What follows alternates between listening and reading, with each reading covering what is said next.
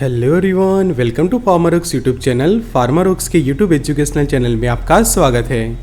आज के video lecture में हम डिटेल में स्टडी करेंगे मेगामॉक्स CV625 टैबलेट के बारे में। तो हम सीखेंगे ये टैबलेट के बेसिक यूज़ के बारे में कि कौन से अलग अलग मेडिकल कंडीशंस के अंदर ये मेडिकेशन को यूज़ किया जाता है। साथ ही जानेंगे उसके डोज के बारे में, साइड इफ़ेक्ट्स क्या होते हैं, वार्निंग एंड कॉन्ट्रा इंडिकेशंस को ये लेक्चर के अंदर डिटेल में। The expert lecture by Amar sir, assistant professor and founder of Pharmarox. Thank you for being Pharmarox family. Updated रहिए फार्मा नॉलेज के साथ। एक्सेस करिए disease and medicine related course Pharmarox के ऊपर कि जहाँ पे सीखे अलग अलग मेडिसिन के बेसिक यूज़ के बारे में, उनके डेली डोज क्या होते हैं, side effect, warning, Contra indication, 1 साल तक सरल भाषा में अफोर्डेबल प्राइस में। तो डाउनलोड कर लीजिए एप्लीकेशन फार्मारोक्स के, जो एंड्रॉयड एप्लीकेशन है गूगल प्ले स्टोर पे, Apple iPhone FA app store पे, लिंक आपको डिस्क्रिप्शन बॉक्स में मिल जाएगी।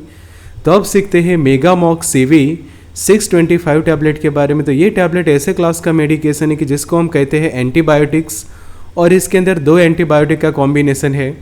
एक है एमॉक्सिसिलिन और दूसरा है पोटेशियम क्लेवुलेनेट।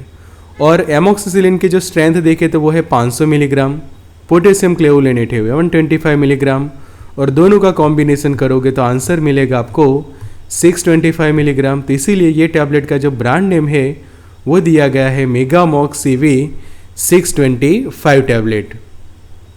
तो यहाँ पे आप उसका लेबल देख सकते हैं मेगामॉक्स CV। तो 625 लिखने का पीछे का रीज़न ये है कि टोटल मेडिकेशन इसके अंदर है 625 मिलीग्राम की, जिसमें 500 मिलीग्राम है एमॉक्सिसिलिन और 125 मिलीग्राम जितना है पोटेशियम क्लेवुलेनेट की, जिसको क्लेवुलेनिक एसिड भी कहा जाता है।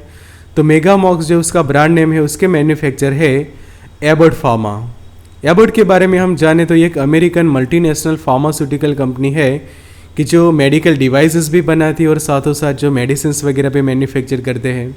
उसका हेडक्वार्टर्स जो है वो एबॉट पार्क में है, इलिनॉइस, यूनाइटेड स्टेट्स अमेरिका के अंदर। और यहाँ पे एबॉट का जो है वो लोगो देख सकते हैं। एमॉक्सिसिलिन एंड पोटेशियम क्लेवुलेनेट की जो टैबलेट है इंडियन फार्माकोपिया के स्टैंडर्ड के अकॉर्डिंग टू बनाए जाते हैं। RX ओनली मेडिकेशन ये रहती है। तो आगे समझते हैं एमॉक्सिसिलिन ड्रग के बारे में। तो एमॉक्सिसिलिन जो है वो एक एंटीबायोटिक ड्रग है। पेनिसिलिन क्लास का ये मेडिकेशन कहा जाता है कि जो पेनिसिलिन्स के बारे में जो हम स्टडी करते हैं, तो उसमें जो एमिनो पेनिसिलिन क्लास का जो एंटीबायोटिक ड्रग है वो है ये एमॉक्सिसिलिन। और ये एक बीटा लैक्टम एंटीबायोटिक कहा जाता है। और ये एक प्रिस्क्रिप्शन बेस्ड मेडिकेशन है कि जो एंटीबैक्टीरियल ड्रग होने के कारण बहुत सारे बैक्टीरियल इन्फेक्शन को जो है वो ट्रीट करता है। तो ये पॉइंट आपको याद रखने की जो मैं हाईलाइट कर रहा हूँ यहाँ पे कि एक RX ओनली रहेगा, बीटा लैक्टम एंटीबायोटिक है और एमिनो पेनिसिलिन क्लास का ये एंटीबायोटिक मेडिकेशन है। पोटेशियम क्लेवुलेनेट के बारे में जाने तो ये आप अच्छे से समझिए कि पोटेशियम क्लेवुलेनेट की जो एक क्लेवुलेनिक एसिड के फॉर्म में जो है वो अवेलेबल होता है। तो ये एक बीटा लैक्टमेज इनहिबिटर ड्रग है। तो ये एक नया पॉइंट है आपके लिए खास, तो यहाँ पे थोड़ा सा समझिए अच्छे से।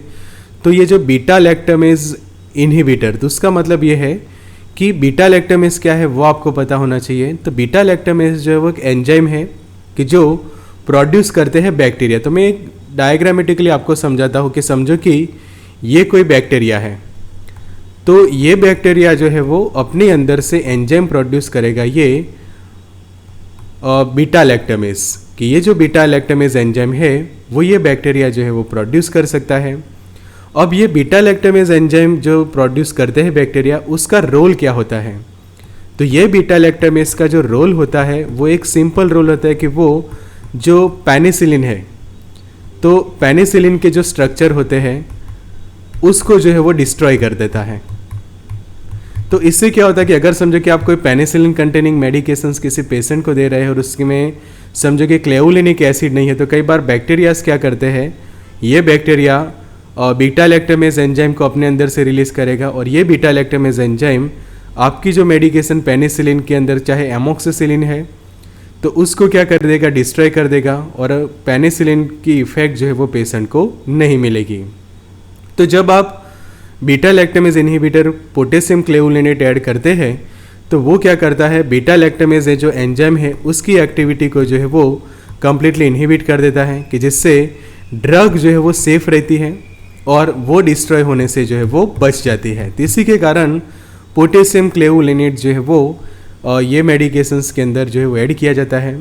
तो ये एंजाइम के पास एबिलिटी होती है to destroy the structure of penicillin के पेनिसिलिन के स्ट्रक्चर को डिस्ट्रॉय करने की ये एंजाइम के पास एबिलिटी है, जैसे कि एमोक्सिसिलिन है या फिर टिकारसिलिन। तो उसके स्ट्रक्चर को ये मेडिकेशन जो है ये जो एंजाइम है बीटा लैक्टामेज कि जो बैक्टीरिया प्रोड्यूस करते हैं वो क्या करता है, डिस्ट्रॉय कर देता है। तो ये डिस्ट्रॉय होने से प्रिवेंट करने के लिए एमोक्सिसिलिन के डिग्रेडेशन को पोटेशियम क्लेवुलिनेट जो है उसके साथ मिक्स किया जाता है। तो 500 मिलीग्राम समझो कि एमोक्सिसिलिन होगा, तो क्या होगा कि जो बीटा लैक्टामेज एंजाइम समझो कि बैक्टीरिया प्रोड्यूस करता है, तो उससे ये एमोक्सिसिलिन आगे जाके डिस्ट्रॉय हो सकती है। बट साथ में आप 125 मिलीग्राम जितना टैबलेट बनाते वक्त समझो कि पोटेशियम क्लेवुलिनेट को मिक्स करते, तो उससे प्रॉब्लम सॉल्व हो जाएगा आपका कि जो रेजिस्टेंस हो जाता है वो भी रिड्यूस हो जाएगा, कि बैक्टीरिया के रेजिस्टेंस डेवलप हो जाता है कि जैसे ही एमोक्सिसिलिन बॉडी में जाती है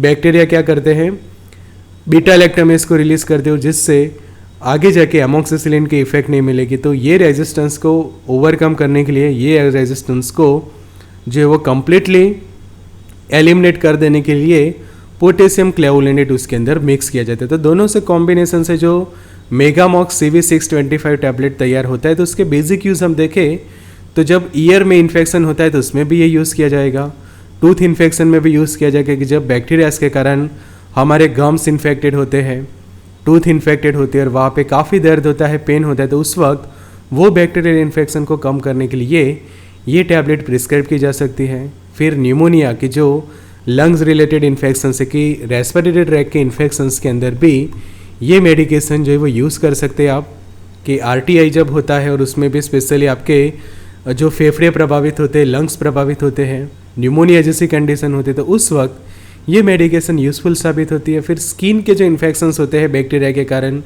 उसमें यूज़ कर सकते हैं, यूरिनरी ट्रैक इन्फेक्शंस में यूज़ की जा सकती है। फिर जो टाइफाइड फीवर होता है तो टाइफाइड के इलाज में भी ये मेडिकेशन जो है वो आप यूज़ कर सकते हैं, तो टाइफाइड में भी आप उसको यूज़ कर सकते हैं। फिर नज़ल साइनसेस के अंदर यूज़ किया जा सकता है। एंड जो स्ट्रेप थ्रॉट की कंडीशन की जब थ्रॉट इन्फेक्शन होता है बैक्टीरियाज के कारण, तो उसको भी ये मेडिकेशन जो है वो ठीक करेगा। मैकेनिज्म हम समझे तो जितने भी पेनिसिलिन से वो क्या करते हैं, बैक्टीरिया की जो सेल वॉल होती है उसको जो है वो डिस्ट्रॉय करते हैं। तो सेल वॉल का जो सिंथेसिस होता है उसको इनहिबिट करके ये मेडिकेशन अपनी फार्माकोलॉजिकल एक्शन देती है कि जिससे आगे जाके वो बैक्टीरिया को किल करने के कारण उसको बैक्टीरिसिडल भी कहा जाता है।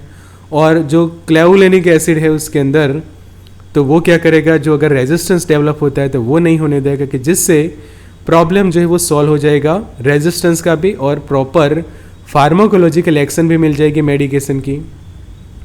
डेली डोज हम समझे कि 0 to 2 मंथ के समझे कि चाइल्ड है, तो उसके लिए डोज रहता है 30 मिलीग्राम पर किलोग्राम पर डे के तौर पे जो है वो दिया जाता है। तो उसके लिए मेगामॉक्स CV का ये सस्पेंशन भी अवेलेबल होता है, कि आप नीचे वाला जो ये फॉर्मुलेशन देखो कि ओरल सस्पेंशन है, तो वो स्पेशली इस तरह से डोज कैलकुलेट करके पेशेंट को जो है वो दिया जाता है। फिर 3 से 12 ईयर के जो चाइल्ड होते हैं 3 मंथ से लेकर, तो उनके लिए और 25 मिलीग्राम पर kg पर डे रहता है, और वो भी डिवाइडेड डोज में हर 12 घंटे पे रहता है। फिर चाइल्ड डोज 12 से 17 के बीच में हम देखें तो 750 मिलीग्राम पेशेंट जो है वो डेली ले सकता है पर डे और 10 दिन तक, और एडल्ट में देखें तो 750 मिलीग्राम ले सकते हैं वंस अ डे और 10 दिन तक। तो ये जो टैबलेट है 625 मिलीग्राम, तो ये यूजुअली हम कहें तो दिन में जो है वो आप एक बार ले सकते हैं, OD वंस अ डे, कि दिन में एक ही बार, कि आप किसी भी टाइम जो है वो उसको ले सकते हैं, कि आप रात को ले सकते हैं या फिर दिन में ले सकते हैं, कि जब भी प्रॉपर आपने नाश्ता वगैरह किया है या फिर खाना खाया है उसी के बाद ये टैबलेट को लेना जो है वो सही रहता है। तो खासकर मैं सिंपल आपको बता दूँ तो इस तरह से कि 1 टैबलेट पर डे, की ये टैबलेट आप दिन में एक ही खाएँ, और अगर बच्चों के लिए यूज़ करते तो ये सस्पेंशन जो है वो डोज कैलकुलेशन के बाद ही यूज़ करना चाहिए। तो एक अलग से लेक्चर हम बना लेंगे सस्पेंशन का, किस तरह से डोज कैलकुलेशन होता है। तो यहाँ पे सिर्फ टैबलेट के बारे में आप समझे कि 625 mg का ये टैबलेट बनता है, तो एक ही टैबलेट लीजिए दिन में एक बार। साइड इफ़ेक्ट समझ लेते हैं कि कुछ लोगों को नोज़िया वॉमिटिंग हो जाता है, मतलब कि उल्टी हो जाना, जी मचलना, बेचैनी होना और फिर उल्टी हो जाती है। कुछ लोगों को डायरिया हो जाता है कि अगर वो हायर डोज में यूज़ करते हैं। ये खास समझिए कि हाई डोज में अगर आपने ले ली कि ये 625 के टैबलेट आपने ओडी लेने के बजाय आपने बीडी दिन में 2 बार ले लिए या फिर टीआईडी दिन में 3 बार ले लिए, तो उस वक्त ये साइड इफ़ेक्ट आपके और ज़्यादा सीवियर हो सकते हैं। स्टमक के अंदर पेन हो सकता है, मतलब कि पेट दर्द हो सकता है, सर दर्द हो सकता है, स्किन के ऊपर रैसेस हो सकते हैं, वजन इचिंग या फिर डिस्चार्ज हो सकता है, या फिर आपकी जो जीभ है वो ऐसी हो जाएगी कि ब्लैक हेयर वाली, कि ब्लैक हेयर के काले बाल जो है उसके ऊपर आ सकते हैं। तो ऐसे कुछ साइड इफ़ेक्ट्स देखने को मिलते हैं। वार्निंग्स हम देखें तो ये कौन से कंडीशन में आपको नहीं लेना है। तो सबसे पहले कि आपको एमोक्सिसिलिन की एलर्जी है या फिर पेनिसिलिन की एलर्जी है, कि पेनिसिलिन से या फिर उसके कंटेनिंग ड्रग लेने से ऐसी एलर्जी हो जाती है आपकी बॉडी के ऊपर, तो तुरंत उसको ना ले। हाइपर सेंसिटिव रिएक्शंस बन जाते हैं। आपको लीवर रिलेटेड प्रॉब्लम है तो भी ये एमोक्सिसिलिन्स के जो टैबलेट्स होते हैं, कैप्सूल्स होते हैं, वो नहीं लेने चाहिए, बिकॉज मेगामॉक्स के अंदर भी एमोक्सिसिलिन है, तो ये खास आप ध्यान रखें। फिर आपका जो बाइल फ्लो है वो ब्लॉकेज हो चुका है तो भी आप यूज़ ना करें। फिर रीनल इम्पेयरमेंट, मतलब कि आपके किडनी ख़राब है या फिर अच्छे से काम नहीं कर रही तो यूज़ ना करें। और आपको एलर्जी है पेनिसिलिन की तो भी ये मेडिकेशन को यूज़ ना करें। प्रेगनेंसी की हम बात करें तो कुछ एंटीबायोटिक्स सेफ़ होते हैं प्रेगनेंसी के दौरान और कुछ सेफ़ नहीं होते, पर एमोक्सिसिलिन की हम बात करें तो कैटेगरी बी की ड्रग है ये, और एफडीए के द्वारा। तो ये मेडिकेशन जो है वो प्रेगनेंसी के अंदर जो है वो कंसिडर की जाती है, बट स्पेशली ध्यान ये रखना चाहिए कि आपके गायनेकोलॉजिस्ट की सलाह के अकॉर्डिंग टू यूज़ करें। कि अगर वो ऐसा करते कि आपको कुछ प्रेगनेंसी कॉम्प्लिकेशन से, तो ध्यान रखें कि आप प्रेगनेंसी में इसको अवॉइड करें, वरना समझे कि बेनिफिट्स ज़्यादा है और रिस्क कम है, तो उस वक्त ये आप प्रेगनेंसी में यूज़ कर सकते हैं। तो इसी तरह से और दवाइयों के बारे में सीखें 1 साल तक अफोर्डेबल प्राइस में, सरल भाषा में। फार्मारॉक्स की ऐप ऊपर बेसिक यूज़ सीखे, daily dose, side effect, warning and contraindications.